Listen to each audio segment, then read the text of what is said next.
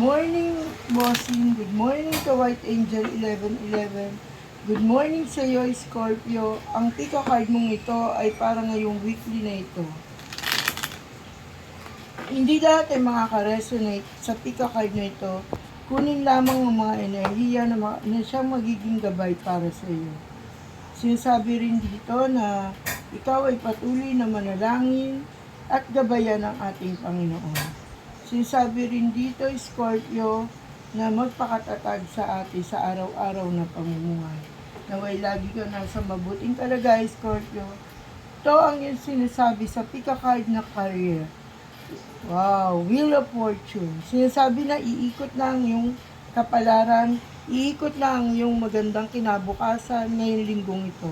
Magsisimula ka na makaisip ng magagandang pamamaraan upang magkaroon ng magandang kapalaran. Sinasabi ngayon dito linggong ito, Scorpio, na ikaw raw ay magtatagumpay. Sinasabi rito na nagdaan ang kadiliman ng iyong buhay at ang usaping kaperahan ay dagdaan ng kahirapan para sa iyo at sa iyong pamilya. Sinasabi na matutundo ka na ito at natapos sa ito ngayong linggong ito. At ito ay magsisimula. Sinasabi rin dito na may magsisimula ng tungkol sa iyong pag-ibig. Magbubulaklak o panibagong pagmamahal ang iyong matatagpuan matapos ang iyong kabiguan. Sinasabi rito sa iyong kabiguan na kalimutan mo na ang iyong nagdaan.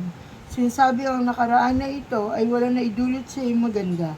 Makikilala mo na ang taong tunay na magmamahal sa iyo at sa mga may kasama na sa buhay kapareha, sila ay patuloy pa rin magbubunga ng maganda at mabulaklak ang kanilang pagsasama.